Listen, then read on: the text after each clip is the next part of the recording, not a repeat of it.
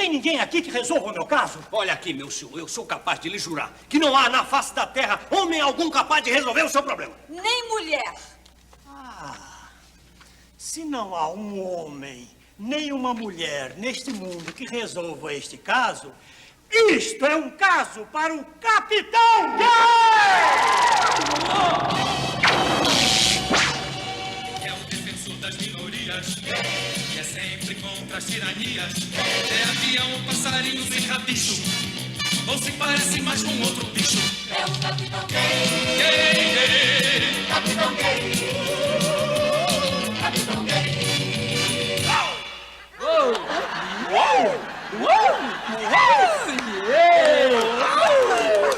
Mas que alívio! Que bom que vocês chegaram! Olá, eu sou Luffy Steffen e cá estamos de novo para mais um Nafta Luffy. E continuando na minha saga mesopotâmica, como diria o José Simão, nesse mês de junho de 2021 estamos fazendo programas temáticos dentro da temática LGBT, afinal de contas junho é o mês do orgulho LGBT ou LGBTQI, LGBTQIA+, etc e tal. Então, venho fazendo programas temáticos durante esse mês e, portanto, hoje vamos embarcar em mais um.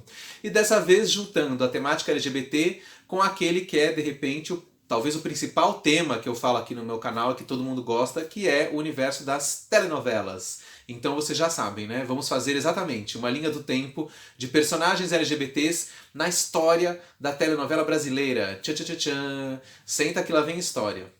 Bom, gente, então segura a ansiedade que antes de mais nada eu vou explicar as regras, igual eu fiz naquela série das divas, né? Porque senão as pessoas vão começar a falar, mas e esse personagem? E aquele? E aquele? Então vamos com calma. Existem regras, tá? Tudo na vida tem que ter regra, então nesse programa também tem. Então qual que é a minha proposta? Vamos fazer uma linha do tempo dos personagens LGBTs nas novelas brasileiras no século XX, né? Não vou avançar para o século XXI, porque senão a gente vai ficar aqui até o ano de 3500. Né, porque é muito personagem. Só no século XX já tem personagem pra caramba, por incrível que pareça. E vocês vão ver isso agora.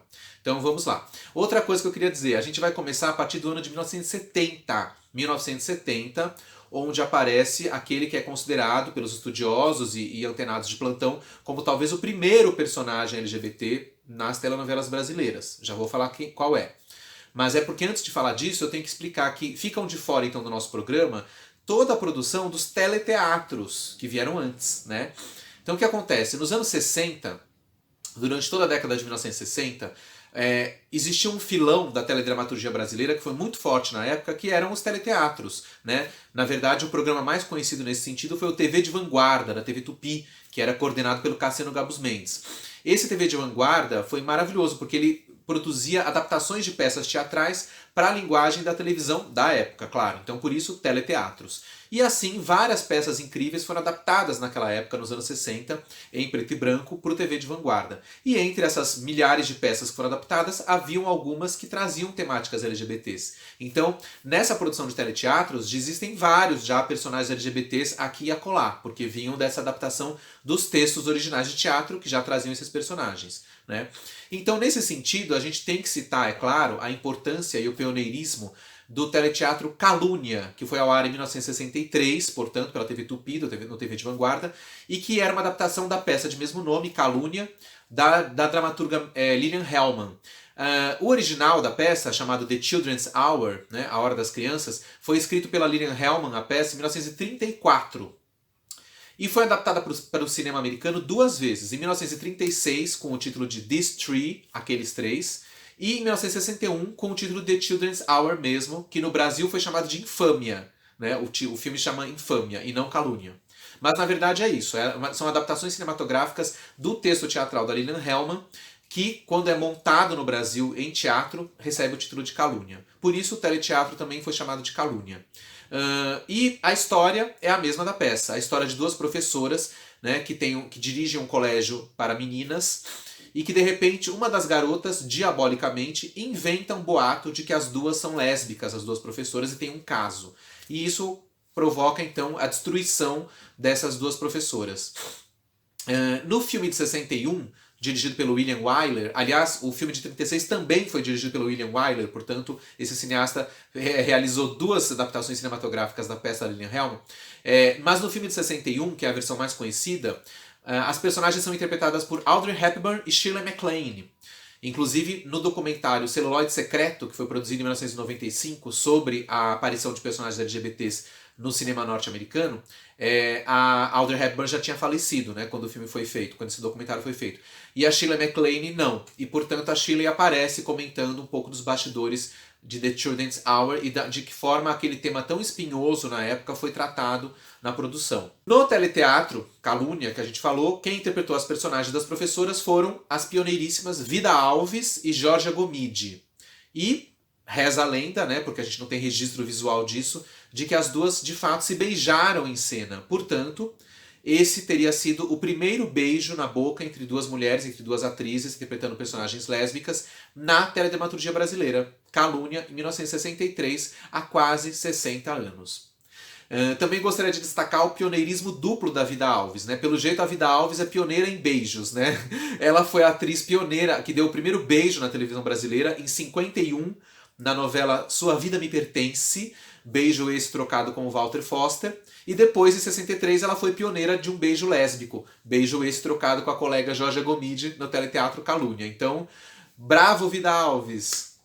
Então, como eu dizia, nos anos 60, vários teleteatros da TV Tupi já traziam personagens LGBTs porque eram adaptações de peças que tinham trazido tais personagens. Então, além de Calúnia, por exemplo, uma outra que a gente pode citar é o Panorama Visto da Ponte, né, onde também o Lima Duarte teria protagonizado o primeiro beijo gay, né, na televisão, né, um beijo entre dois homens. Mas também não temos registros disso. Mas enfim, de qualquer forma, fica aí a menção a essa fase áurea e ousada dos teleteatros brasileiros. Bom, dito isso, vamos para as telenovelas mesmo. Então, em termos de telenovelas, a partir de 1970 a gente começa uma longa galeria de LGBTs que se atrevem a dar o ar da graça nas novelas. E o primeiro deles, segundo consta, teria sido o personagem Rodolfo Augusto, com o apelido de Gugu, um costureiro afeminado, interpretado por Ari Fontoura na novela Assim na Terra como no Céu, de Dias Gomes, novela das 10 da Rede Globo, em 1970. Também consta que não há registros dessa novela. Bom, na sequência a gente pode citar a novela O Bofe, novela do Braulio Pedroso e depois assumida pelo Lauro César Muniz, que foi ao ar na Globo também às 10 da noite, entre 72 e o comecinho de 73. Mas qual é o personagem da novela? Estamos falando da personagem Stanislava, uma velha meio doida que se embebedava de xarope e sonhava com um príncipe trapezista. Só que acontece que a Stanislava é interpretada por um homem, pelo ator polonês Ziembinski. Então, por que ela entra nessa galeria de tipos? Porque é o primeiro personagem travestido, né, da história da telenovela brasileira. Então, o Ziembinski interpretou a Stanislava o tempo todo vestido de mulher. Então, não é uma personagem LGBT, porque a Stanislava não era lésbica, por exemplo, segundo consta, né? Mas ele entra na galeria por causa dessa questão do gênero, né? O inusitado de você ter um ator interpretando uma personagem feminina de ponta a ponta na novela. Mas enfim, na sequência, o próprio Ziembinski volta à nossa galeria. Dessa vez, claro, na famosíssima novela O Rebu, que começou no final de 74 e avançou para o ano de 75 na Globo também às 10 da noite. Nessa novela, como sabemos, Ziembinski interpreta o protagonista, o milionário Konrad Mahler, que organiza uma festa de gala na sua casa cinematográfica. Só que acontece um crime na festa, né? O Rebu tem essa coisa de quem matou e quem morreu. Né? A certa altura da novela, o público descobriu que quem morreu foi a jovem Silvia, interpretada por Beth Mendes, né? Cujo corpo apareceu boiando na piscina da casa. No final da novela, descobrimos que quem matou foi o velho Konrad Mahler. E qual foi o motivo do crime? Ciúmes. Porque Silvia tinha um namorico com Cauê, um garotão, né, charmoso, jovem e bonitão, interpretado por Busa Ferraz, que morava na mansão porque era amante do velho Konrad Mahler. Então, com esse tema ousado, a novela O Rebu trouxe tais personagens. Esta é a 20ª vez que você chega em casa a esta hora. Eu estava com os amigos. Não queira mentir para mim. E saiba que eu não vou permitir que você faça nenhuma besteira. Ao menos enquanto estiver na minha casa, sob a minha proteção. Já disse, eu estava com os amigos. Eu não sou nenhum idiota. Eu sei o que é quando um rapaz começa a proceder assim. Eu sei o que é uma paixão. Quem é a mulher? Tem uma mulher. Quem é? Ninguém. Você tem que parar. Não é esse, tá?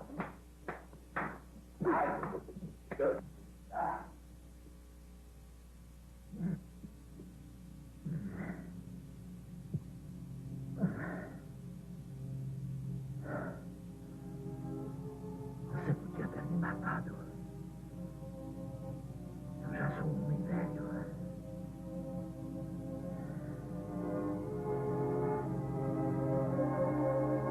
Na mesma novela, tivemos ainda as personagens Roberta, interpretada por Regina Viana, e Glorinha, interpretada por Isabel Ribeiro. As duas eram casadas com homens, mas durante o processo da novela se desvencilham desses homens e terminam a novela juntas, aparentemente numa grande amizade. Para deixar claro que a amizade era essa, a novela terminou, o último capítulo mostrou as duas personagens sorrindo uma para a outra, e a câmera deu um zoom nos bondinhos do Pão de Açúcar, e de repente os bondinhos se cruzam, né? Ou seja, um simbolismo para um beijo que a gente não viu. Essa cena incomodou a censura. Há registros de que a censura não gostou, né? De alguma maneira deixou passar essa cena do beijo dos bondinhos, né? Que demonstraria uma suposta uma relação lésbica entre essas duas personagens. Como vemos, essa novela foi realmente um rebu. Bom, na sequência, mais uma novela das 10, né? Como a gente sabe também, o período das novelas das 10 nos anos 70 na Globo foi fértil para ousadias temáticas. E assim, o próximo personagem é o Agenor, interpretado por Rubens de Falco na novela O Grito, 75-76. A gente já falou bastante desse personagem, da questão homossexual dele, no programa que eu gravei há pouco tempo sobre os 45 anos do término da novela O Grito.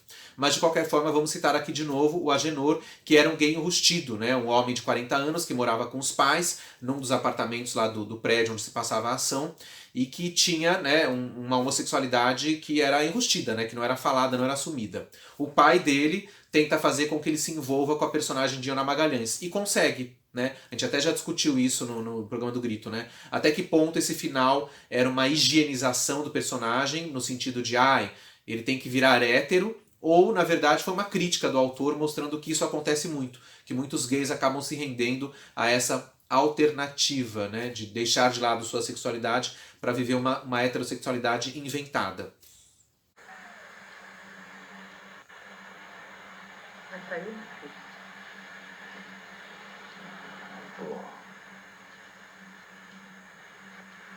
Volta tarde, filho. Tenho 40 anos, mãe. Eu sei o que faço.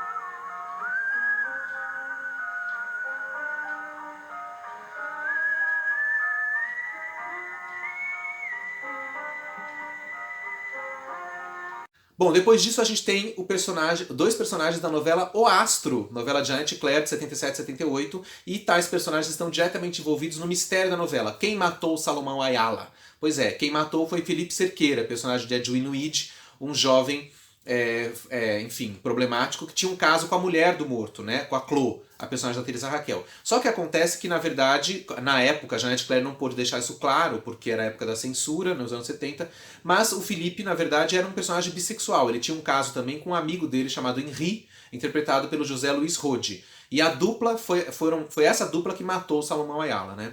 Tanto é assim que no remake da novela essa questão ficou mais clara, né? Aí então o Felipe Cerqueira foi interpretado por Henri Castelli e o personagem Henri foi interpretado pelo Thiago Baldasserini. E aí era explícito, né? Que os personagens eram gays ou o personagem do Felipe bissexual, pelo menos, né?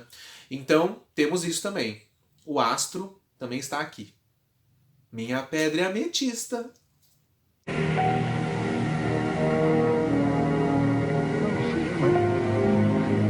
Fui eu que matei ele, não fui eu. Eu tava lá, mas não fui eu. Vocês têm que acreditar em mim. Não fui eu. Calma. Ô, gente, vamos dar sossego pra ele, poxa. Tá assim desde que chegou lá em casa. Eu só queria aquele papel. Bom, depois disso temos a novela Dancing Days, novela que substituiu o Astro no horário das 8 da noite, né? Bom, Dancing Days, sendo uma novela sobre a música disco, sobre a disco music, sobre a febre das discotecas e sobre a liberação sexual, não poderia deixar de fora personagens gays. Apesar disso, a novela foi tímida, né, nessa questão. Então, o que a gente tinha ali? Haviam pessoas que interpretavam a si próprias, né? Então tivemos dois bailarinos do Dizzy Croquettes que interpretavam a si próprios, Paulette e Lotinha, ou Carlinhos Machado, que eram amigos da turma da Júlia Matos na segunda fase, né? Personagens gays que interpretavam a si próprios. Mas, na verdade, o grande personagem gay da novela foi o mordomo Everaldo, interpretado por Renato Pedrosa, que era um mordomo pra lá de afetado, mordomo da vilã Yolanda Pratini. Bom, o Everaldo fez um grande sucesso, né? E a partir disso muita coisa aconteceu, né? Digamos que ele reforçou um certo estereótipo de bichas afeminadas na televisão, para o bem ou para o mal. De qualquer forma, foi um personagem marcante, né? E que na sequência puxou um personagem bem parecido, que foi o chefe de cozinha Pierre Lafon, ou então Joaquim, seu verdadeiro nome, que era interpretado pelo Nestor de Montemar na novela Marrom Glacé, uma novela da 7 do Cassiano Gabus Mendes, que foi ao ar em 79 e 80. O Pierre também era um chefe afetadíssimo, né? Uma bicha louca, mais ou menos na linha do Everaldo de Dancing Days, né? Apenas com alguns requintes de diferença. Na mesma novela, Marrom Glacé, também poderíamos citar o personagem Valdomiro, que era o chefe dos garçons, né? Valdomiro era interpretado de forma cômica e brilhante pelo Laerte Morrone, cheio de afetações, bastante over também. Mas aparentemente o personagem não era gay, né? Até um certo momento que ele tem um envolvimento com personagens femininas. Mas na época, o jornal Lampião da Esquina, famoso jornal gay carioca, que era publicado naquela época, fez uma reportagem dizendo que o Valdomiro era uma bicha louca, que aquilo era um absurdo, né? Enfim, fica a dúvida. Será que Valdomiro era gay? Escuta, vocês me dão licença. Sabem que o barulho que vocês estão fazendo aqui dá pra se ouvir perfeitamente lá de dentro? Vamos embora, gente! Já são 7h10, vamos embora! Estamos No meu 7,5. Tem uma lata velha que não funciona, né? No meu são 7,7. 7 e 7, 14. Você é muito engraçadinho, não é? Bom, em matéria de polêmicas, a novela Os Gigantes não deixou por menos. Foi uma polêmica atrás da outra, entre elas a eutanásia. Então, claro que a novela também não poderia deixar de fora a polêmica da homossexualidade. Sendo assim, existe a lenda, nunca comprovada, inclusive, eu acho que um dia a gente tem que entrevistar o Lauro César Muniz para ele dizer se tinha ou não isso, né? Mas existe a lenda de que em algum momento da novela o autor tentou insinuar um relacionamento entre as personagens Paloma, de Diniz Fati, a protagonista, e a personagem Renata, de Lídia Brondi, né? Então teria havido uma tentativa de insinuar um clima entre essas duas personagens. Mas essa coisa não foi pra frente, claro. Como, aliás, uma série de outros temas polêmicos dessa novela não foram pra frente, né? A novela acabou sucumbindo no meio do caminho e se arrastou até o final para conseguir chegar em algum lugar. Enfim, de qualquer forma fica a dúvida, né? Será que Paloma e Renata realmente estavam se envolvendo? E já que a gente está falando de climas de natureza lésbica envolvendo a atriz Lídia Brondi e suas personagens, vamos pular um pouquinho no tempo e avançar para a novela O Homem Proibido, novela das 6 da tarde da Globo, 1982. A novela adaptava um original do Nelson Rodrigues, famoso dramaturgo polêmico e ousado, cujo tema principal é a sexualidade e as neuroses sexuais de seus personagens. É comum nas peças do Nelson aparecerem personagens lésbicas, ou então jovens que se envolvem, que não são exatamente lésbicas, né, mas garotas que se envolvem, etc. E dessa forma, há quem diga também que O Homem Proibido também estava tentando insinuar uma questão lésbica entre as personagens Sônia, interpretada por Elizabeth Savala, e Joyce, interpretada por Lídia Brondi, que eram primas, né? Essa questão também nunca foi desenvolvida a contento. A censura teria, inclusive, interditado a novela, por isso que a novela estreou no segundo, né, em vez de estrear na segunda-feira, ela foi atrasada e estreou na terça, né? Porque a censura segurou a novela com medo que houvessem temas polêmicos, então eles quiseram fazer uma última repescagem ali para ver se não encontravam nada, né? Ou seja, essa suposta questão lésbica entre as primas Sônia e Joyce também não deu em nada. Eu só falei desse assunto pra senhora parar com essa história e dizer que a Joyce e eu temos os mesmos amigos. Aí, eu tenho um amigo que a Joyce nem conhece. Mas já aconteceu de vocês gostarem do mesmo rapaz. A verdade, mamãe, é que a Joyce e eu nunca tivemos namorado. E quando acontece de uma de gostar de um garoto, a outra renuncia, tia Flávia. Vocês estão querendo mudar de assunto. Eu quero falar de outra coisa. É o seguinte, você tem 25 anos, Sônia. Você tem 18. A Sônia é uma mulher já adulta, já está formada em direito há um ano. Você não é nenhuma menina. Então vai cada um pro seu lado. O que é que a senhora está querendo dizer com isso, hein? Você entendeu. A verdade, mamãe, é que eu não vou me separar da Joyce um dia sequer da minha vida. Entendeu bem? Você nunca disse uma coisa tão fora de propósito. O que é isso? E eu também, titia. Nunca vou me separar da Sônia um dia só na minha vida. Continuando na temática lésbica, às 6 da tarde, antes de Homem Proibido, existiu a novela Ciranda de Pedra, em 81. né, do Teixeira Filho, adaptando o famoso romance de Lígia Fagundes Telles. Essa novela, como sabemos, teve um remake em 2008. Porém, no livro da Lígia Fagundes Telles, a personagem Letícia é uma personagem lésbica, é uma jovem lésbica, né? Na versão de 81, a personagem foi interpretada pela Mônica Torres. Segundo registros, a homossexualidade da personagem não foi desenvolvida, afinal, em 81, ainda estávamos sob a ditadura militar, ainda havia uma censura muito forte nos meios de comunicação, então, às 6 da tarde, não dá para desenvolver uma personagem lésbica. Segundo consta, no remake de 2008, também a personagem Letícia foi interpretada por Paula Oliveira e também não foi desenvolvida a sexualidade dela. Parece que apenas no final da novela ela foi viajar com uma amiga, então talvez aí seja uma pista, né? A personagem era lésbica, mas enfim, as adaptações de Ciranda de Pedra para televisão deixaram a desejar nesse ponto. Vamos voltar para a bichice masculina. Vamos falar de Brilhante, uma novela famosíssima, né, nesse quesito. Brilhante, novela do Gilberto Braga, que foi ao ar entre 81 e 82, às 8 da noite, trazia como um de seus protagonistas o jovem Inácio, interpretado por Denis Carvalho, que era um homossexual enrustido. Né? Ele tinha uma espécie de namorado, que era o personagem Sérgio, interpretado por João Paulo Adur, porém ele é reprimido pela família. Ele é filho da milionária Chica Newman, a grande vilã interpretada por Fernanda Montenegro, que quer que ele se case com uma mulher, né, para manter as aparências e assim também tocar os negócios da família. E a mulher escolhida, primeiro é a Luísa, personagem de Vera Fischer, que não dá certo, porque a própria Luísa fala para Chica Newman que não dá para, né, ignorar os problemas sexuais do filho dela, né, a homossexualidade dele. E depois ele acaba se casando com Leonor, personagem de Renata Sorrah, e consequentemente um casamento, né, fracassado, já que ele era gay. No final da história, a Chica Newman se redime, aceita o filho, entende o filho, etc e tal, e ele vai embora para a Europa com o seu novo namorado, interpretado por Busa Ferraz. Então, para as pessoas que assistiram a novela na época, não é o meu caso, porque eu era muito pequeno, mas quem assistiu com certeza vai se lembrar do último capítulo, quando os dois vão embora no aeroporto para entrar no avião, ao som de Rhapsody in Blue. Eu sou responsável por não ter sido aceito nessa casa da maneira que eu sou, do meu jeito. Porque eu não lutei por isso. Eu não lutei para que vocês me aceitassem. Sabe, a única maneira, a única vez que eu não agi covardemente na minha vida foi quando eu comprei a barra de sair de casa, lembra? Comprei a barra de viver sem grana, né? De ficar tocando naquele barzinho lá que você chamava de imundo. Por preconceito. Eu sei. Mas vocês não são responsáveis pelos porres que eu tomava. Que eu tomava. Que era pura fuga. Escapismo.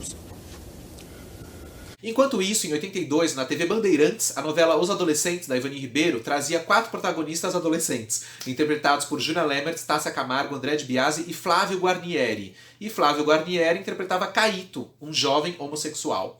Também não sei dizer muitos detalhes sobre esse personagem, nem até que ponto a homossexualidade do personagem foi discutida na novela. Mas, de qualquer forma, mais uma grande ousadia da novelista Ivani Ribeiro, sempre interessada em trazer temas novos e discussões interessantes para suas novelas. O pai ainda não chegou, né, mãe? E no sábado ele te deixa sozinho. Já se tornou um hábito, né, Caio? Mas eu acho errado, mãe. Mete não. Você mete que é pior. Deixa que eu me entendo com ele, tá? Marilu! Tá bom, mãe. Tô indo.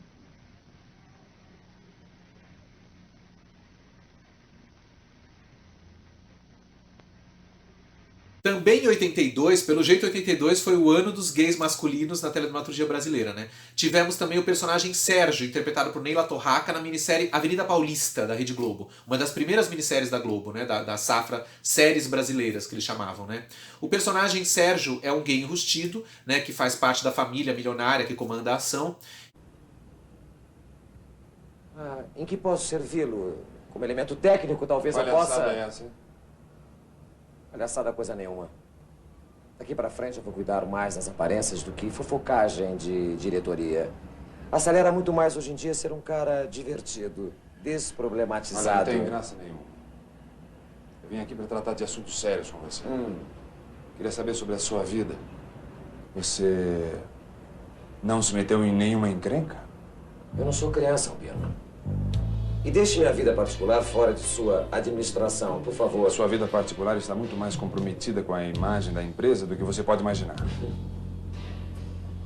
E a certo momento da história ele começa a ser chantageado, né, sobre a sua homossexualidade. Ele é obrigado a se esconder e fugir porque existe uma chantagem na história que promete revelar a todos a homossexualidade dele se ele não fizer determinada coisa.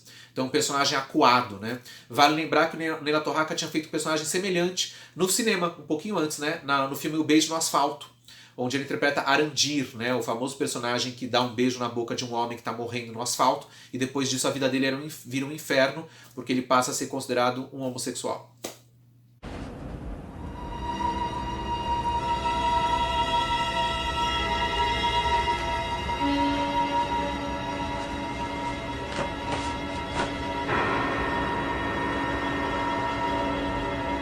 O senhor está passando bem, seu Sérgio? Vai embora. Embora, vai, sai daqui, vai embora. Bate a porta, vai!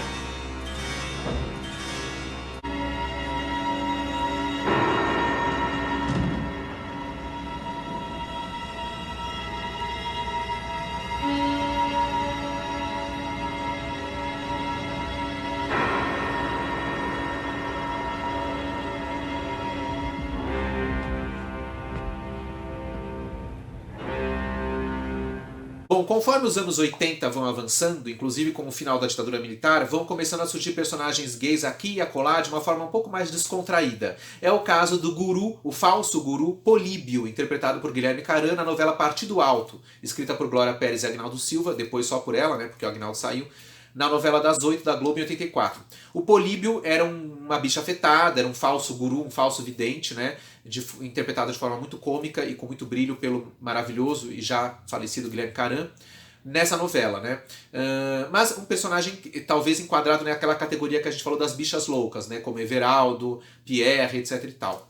Bom, em 85 a gente vai ter o jovem ator Maurício Matar enfrentando dois personagens gays no mesmo ano. Vamos lá. O primeiro deles foi no episódio Se a Canoa Não Virar, exibido pela Armação Limitada, né? Acho que o segundo ou terceiro, acho que é o terceiro episódio da série, logo no comecinho, né?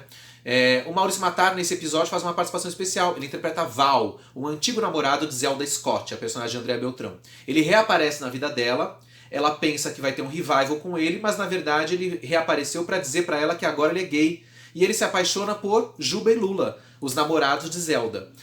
Tanto que no final da história, quando o Juba e Lula se arrebentam lá nas cataratas, ele manda flores, e vão ficar numas camas ortopédicas, né, todos arrebentados, o Val manda flores e cartões para os dois. Né? Então o episódio não fala diretamente isso, mas em toda a ação a gente entende o que está acontecendo. Inclusive uma cena onde a Ronalda Cristina, personagem da Cartaria Midala, fala para Zelda: "Não acredito, Zel, um gato daqueles jogando no time da gente." Ou seja, para bom entendedor, meia palavra bastou, né? Bom, logo depois disso, o Maurício Matar entrou na novela Roque Santeiro, onde ele interpretava João Ligeiro, o jovem boiadeiro, irmão caçula do Roque Santeiro. Bom, não sei se todo mundo sabe disso, mas o João Ligeiro, na primeira fase da novela, era supostamente um gay enrustido. Inclusive, nos primeiros capítulos, ele chega a conversar sobre algumas coisas que ele sente com seu melhor amigo, o Toninho Giló, interpretado pelo João Carlos Barroso. E o Toninho Giló, claro, apavorado com a possibilidade do João Ligeiro estar dando em cima dele, se esquiva, né, e sai correndo, né? Que era um rapaz homofóbico e ignorante, né, o Toninho Giló. E o João Ligeiro fica com aquelas elucubrações todas, mas no fim essa história também não se desenvolve. Não sei dizer, porque eu não sou especialista em Roque Santeiro, mas eu não sei se houve algum problema de vamos parar com esse tema, não sei qual foi o problema. O fato é que a sexualidade do João Ligeiro, a homossexualidade dele não foi desenvolvida, né? Ele acaba tendo um envolvimento com a personagem Dondinha, né, que é uma cozinheira que trabalha na fazenda, e depois no final da novela ele morre, né, assassinado numa emboscada preparada para o Roque Santeiro. Bom, no mesmo ano de 85 também estava pegando para valer, né? Temos a famosa minissérie da Globo, Grande Sertão Veredas. Essa questão é muito relativa, né? Há quem diga que a personagem de Adorim, né, que vem já do romance do João Guimarães Rosa, é uma personagem transgênera, né? Porque é uma mulher que se faz passar por homem o tempo inteiro, e na verdade seria um homem trans. Essa discussão está muito atual, né? Atualmente muitas pessoas, quando vão debater o Grande Sertão Veredas, ou remontar o texto, ou fazer alguma coisa, colocam a Diadorim como uma personagem trans, ou um personagem trans, né? Mas, enfim, a gente não consegue mais detectar qual foi a real intenção do Guimarães Rosa quando criou tal personagem. De qualquer forma, na minissérie, Bruna Lombardi interpretou Diadorim, né, que é então um jagunço. Na verdade, uma pessoa que nasceu como mulher e que age o tempo todo como um homem. Por isso mesmo, o personagem principal, o Riobaldo, interpretado pelo Tony Ramos, se apaixona pelo companheiro Diadorim e sofre achando que está virando gay, porque pensa que é um homem. Somente quando Diadorim morre e ele vai dar o banho no corpo morto é que ele descobre que ela era biologicamente uma mulher. Bom, gente, no mesmo ano de Rock Santeiro, Maçã Limitada e Grande Sertão Veredas, temos o escracho maior do nosso programa de hoje, que foi Um Sonho a Mais. A novela trash, bizarra e que eu particularmente adoraria rever, e acho que muita gente também, né? Que foi exibida pela Globo no horário das 7 da noite no primeiro semestre de 85. Um Sonho a Mais trazia o protagonista Volpone, interpretado por Neila Torraca, que era um homem que tinha vários disfarces. Entre esses disfarces, ele se disfarçava de Anabela Freire, uma executiva sensual que visualmente era muito parecida com a personagem Tootsie, que Dustin Hoffman fez no filme de mesmo nome em 82, onde também, né, o personagem do Dustin Hoffman era um homem que se disfarçava de mulher, né, e para conseguir trabalhar numa sitcom, né, para atuar numa sitcom lá na televisão americana. No caso da Anabela Freire, ela de todos os disfarces do Volpone, Anabela foi o que chamou a atenção e roubou a cena da novela, a tal ponto que os autores resolveram colocar companheiras para Anabela Freire. E assim, o personagem Mosca, interpretado por Marco Nanini, passou a se disfarçar de Florisbela Freire, irmã de Anabela. E o personagem do Antônio Pedro passou a se disfarçar de Clarabela Freire, prima das duas. E assim virou um desfile de personagens travestidos. Para completar a loucura, entrou em cena o Patrício Bisso, maravilhoso performer argentino, falecido há pouco tempo, que interpretou na novela uma das suas personagens mais famosas, a sexóloga russa Olga Del Volga. E assim virou um grande escracho a novela. Mas, pelo jeito, o escândalo foi demais para 1985. Como diz aqui o livro Telenovela Brasileira Memória, do Ismael Fernandes, né? Ele comenta da novela.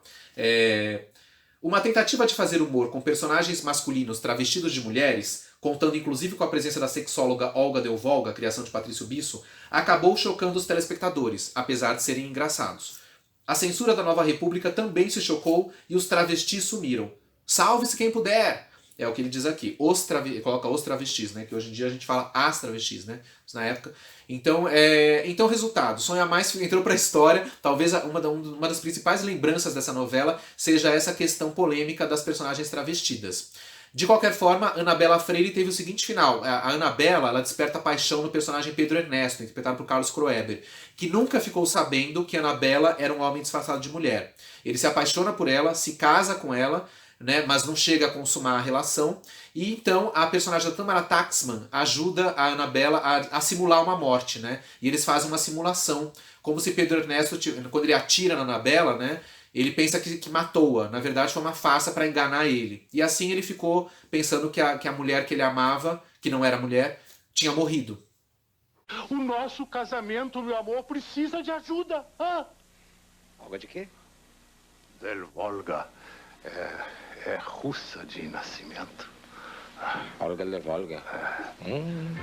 Eu queria um detalhe dos óculos da Olga, que são muito bonitos, inclusive tem a foice e o martelo. Mas cuidado com as rugas, hein? Não, mostra só. Óculos.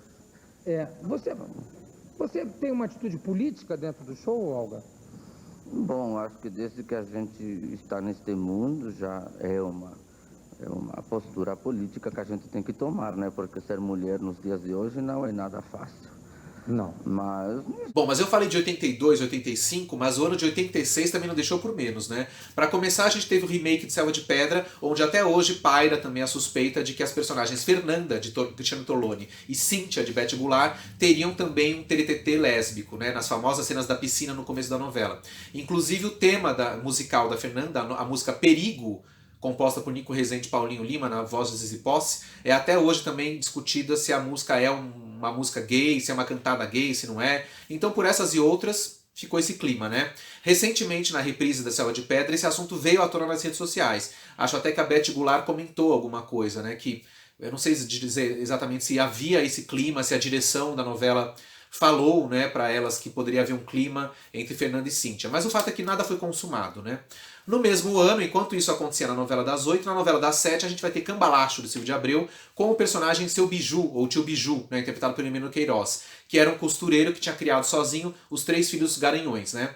o tio Biju era um homossexual, né? Porque era praticamente uma tia velha, né? Então, assim, não fica muito claro, né? Mas a certa altura da novela tem isso, né? De que os próprios sobrinhos acham o tio muito afeminado, né? E tem a história que, em certo momento, discute-se se não seria ele a filha desaparecida do milionário Antero, né? Que na verdade é a Naná.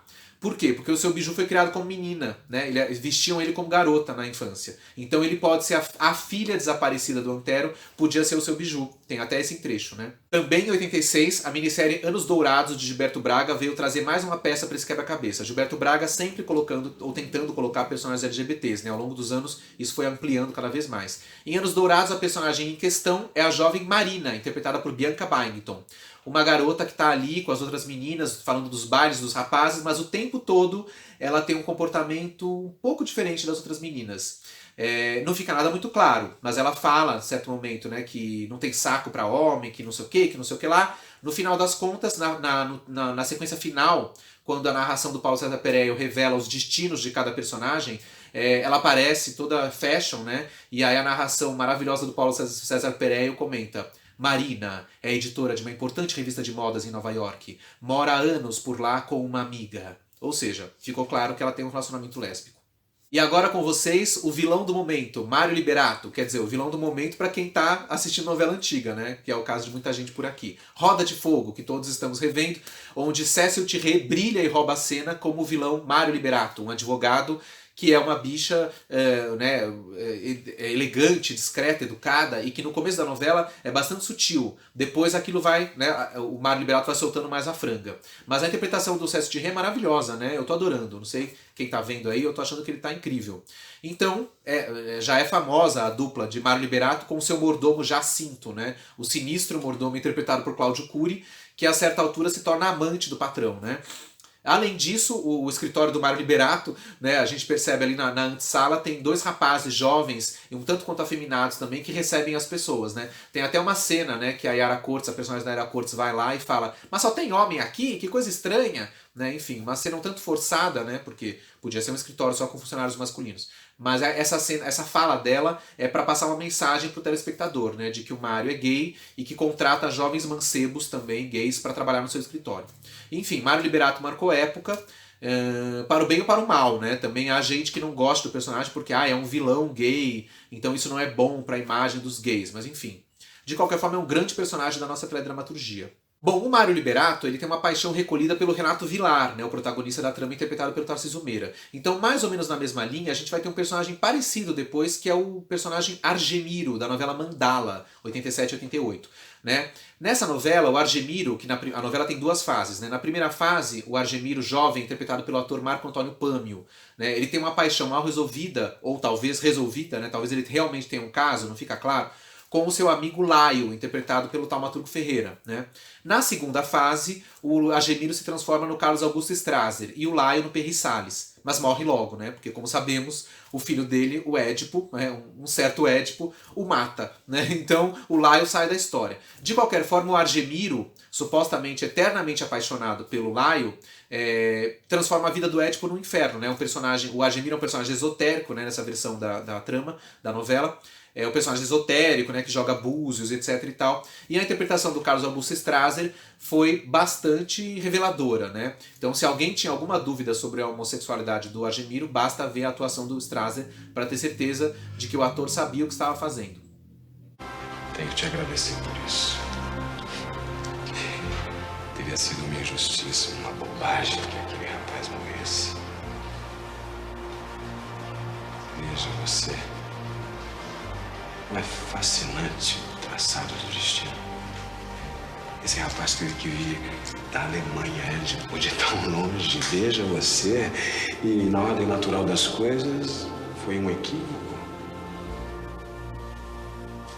Mas na ordem invisível, ele tinha uma função claramente definida.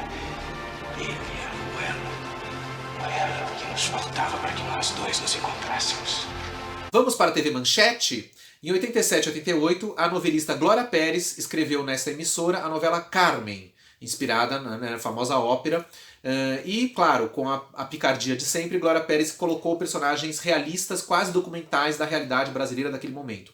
E um desses personagens foi o médico Dr. Junot, interpretado pelo francês, né, diretor, coreógrafo e ator, Maurice Vanneau. O Dr. Junot era um pai de família respeitável, com filhos, etc. E ninguém desconfiava, a certa altura da novela, revelou-se que ele era gay. Um personagem pioneiro e interessante, né? Enquanto o Dr. Junot brilhava na TV Manchete em Carmen, em Sassaricando na Globo, em 87 e 88, no mesmo período, tivemos Bob Bacall, a esfuziante bicha interpretada por Jorge Lafon, né, na novela do Silvio de Abreu, que acabou de ser reprisada. Bob Bacall era um personagem muito interessante que trabalhava na boate, né, onde se passava grande parte da história, né, toda aquela trama de mistério do ela pra cá, ela pra lá. E o Jorge Lafon roubou a cena, né? Como a gente pôde ver agora na reprise, né? Roubou completamente a cena. O seu personagem foi sendo ampliado cada vez mais, a ponto de, na fase final, aparecer bastante. E mais, o personagem que foi o gancho, né, pro desfecho das irmãs Abdala, né? Que se transformam, por obra de Bob Bacall, nas Abdala Sisters, né? Que vão fazer show na tal boate. Então, Jorge Lafon brilhou nessa novela. Como eu já falei aqui num programa que eu gravei sobre Sassaricando, uma pena que esse ator não foi tão bem aproveitado pela Rede Globo, né? Bom, e para terminar o programa de hoje, vamos falar da melhor novela de todos os tempos. E já que é a melhor novela de todos os tempos, é claro que ela não podia se furtar de salpicar personagens LGBTs em suas tramas. Estamos falando da maravilhosa Vale Tudo! Brasil! Mostra a sua cara, e Vale Tudo não se furtou a mostrar as várias facetas da sexualidade humana. Pois é, a novela de saída já começa com aquele casal maravilhoso, Laís, interpretada por Cristina Prochaska, e Cecília, interpretada por Lala de Hanzelan, né? Um casal muito simpático, um casal de mulheres, né? A novela trouxe essas personagens, então foi discutindo sutilmente, né, a relação entre duas mulheres de uma maneira muito bacana, muito bonita, com as duas atrizes maravilhosas, até que a Cecília morre, né? Por que ela morreu? Porque o autor queria discutir a questão da sucessão, da herança, né? Porque o Marco Aurélio, irmão da Cecília, da morta, tentou tomar a pousada, né, de Búzios da Laís, né? Como bom calhorda que ele era. Então o autor consegue discutir a questão da herança, que hoje já é uma questão onde a gente já está um pouco mais avançado na sociedade brasileira, né? Por conta da união civil e das pessoas poderem provar que realmente eram cônjuges de alguém que morre, evitando assim que as famílias dos mortos venham, né, escorraçar o viúvo ou a viúva, né? Enfim, então muito interessante esse trecho da novela. Vale lembrar que o próprio Gilberto Braga, ou foi o Agnaldo Silva, não lembro bem quem que falou isso, porque a novela é escrita pelos dois, além da Leonor Báceres, ou Baceres, enfim. Enfim, o fato é que a Laís ficou viúva e mais pro final da novela, o próprio público começou a pedir para os autores que a Laís encontrasse um novo amor. E assim entrou em cena na reta final a personagem Marília, interpretada por Bia Seidel, que ficou com Laís no final. A personagem teve um final feliz. Legal, né? Além disso, uma outra surpresa LGBT na novela Vale Tudo ocorreu no último capítulo da novela, quando o personagem César Ribeiro, o famoso gigolô da Maria de Fátima, interpretado por Richelli, Carlos Alberto Richelli, volta para o Brasil para fazer uma proposta indecente, ou decente, né, dependendo do ponto de vista, para a própria Fátima, né? Ele quer que ela se case, né, um casamento de fachada, com o príncipe italiano Giovanni de Volterra, interpretado pelo Marco Manzano, que na mesma época, ou logo depois, se transformou no famoso mestre de cerimônias do Clube das Mulheres, né? Na vida real e também na novela, que depois a Glória Pérez faria de Corpo e Alma. Mas enfim, no último capítulo, Marco Manzano aparece, interpretando o príncipe italiano, que tem que se casar com a Fátima, porque o tal príncipe vai se lançar na carreira política na Itália e precisa de uma esposa de fachada. É uma história bastante conhecida na política mundial, né? E aí, Fátima é a esposa escolhida. Na verdade, César tem um caso com o próprio príncipe. Então aí a gente vai ver um personagem gay, que é o príncipe, e um personagem bissexual. Descobrimos então que César Ribeiro, esse tempo todo, era bi, né? Pois é. E quem comenta isso de forma inigualável é outro grande personagem gay da novela Vale Tudo, o mordomo Eugênio, interpretado pelo Sérgio Manberti, uma das melhores coisas da novela.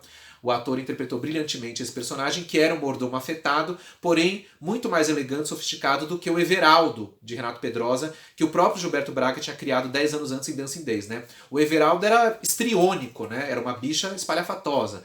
O Eugênio não. Ele é afetado, ele é afeminado, mas tudo com muita classe, né? Com muita elegância. Afinal de contas, ele é o mordomo da Dona Celina. Então, maravilhosa a interpretação do Sérgio Manberti com esse personagem inesquecível, Eugênio, que justamente a última fala da novela é do Eugênio, que é quando a Celina comenta, né, sobre a questão do casamento da Fátima, e aí ele fala assim, mas eu já sei de tudo, Dona Celina, esse filme eu já vi, é Teorema, fazendo uma referência ao famoso filme do Pasolini, cineasta italiano, onde justamente um personagem transava com todo mundo na mansão, né? Então, com isso, Eugênio encerra a novela Vale Tudo, e com Eugênio encerramos esse programa de hoje. Mas fiquem aí, no próximo programa vamos continuar essa trajetória de 88 até o ano 2000, porque tem muitos outros personagens LGBTs dignos de nota. Então até lá! É o Capitão Gay, gay, gay, Capitão Gay, Capitão Gay, Capitão Gay, é o Capitão Gay, gay, gay, Capitão Gay, Capitão Gay, Capitão Gay. Cansei.